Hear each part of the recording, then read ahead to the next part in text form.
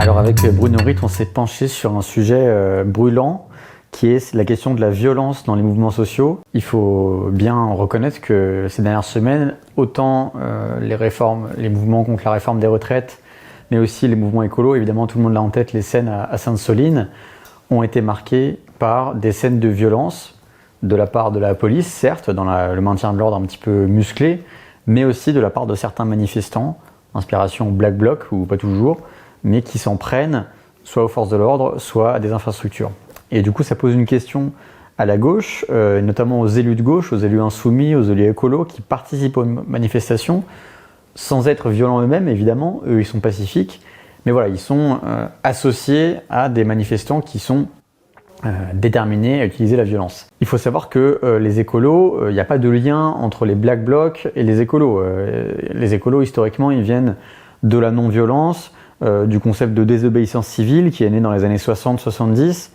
La désobéissance civile, c'est quoi? C'est s'opposer pacifiquement, mais illégalement, à quelque chose, une loi, une décision de justice qu'on trouve injuste. Et donc voilà, Gandhi, Martin Luther King, c'est un univers qui a structuré les écolos, les paysans du Larzac par exemple, qui ont utilisé ce moyen-là. Mais voilà, les écolos, ils sont pas du tout habitués à cette tradition de violence dans les manifestations, contrairement à d'autres pensées politiques. Et du coup, ils se retrouvent face à un dilemme, voilà, que faire, comment se comporter. Alors, publiquement, ELV, ils condamnent sans aucune ambiguïté les violences, ils accusent même les Black Blocs d'être les alliés objectifs du gouvernement, qui peut les instrumentaliser pour décrédibiliser les manifestations. Mais voilà, il y a cette question qui se pose, d'autant que, contrairement à la partie institutionnelle, les militants écolos, les plus radicaux, ils sont influencés par des penseurs qui, eux, promeuvent cette utilisation de la violence. Et là, on a un exemple en tête qui est Andreas Malm. Andreas Malm, c'est un penseur suédois, un universitaire, qui lui vient à la base du trotskisme, c'est une personnalité d'extrême gauche, qui, à l'origine, en fait, c'est surtout un militant de la cause palestinienne. Voilà, il a été en soutien aux Palestiniens, et il a même écrit des textes qui soutiennent, qui montrent en tout cas une admiration envers le Hamas. Voilà, quelqu'un d'assez complaisant avec les pires dérives du Hamas.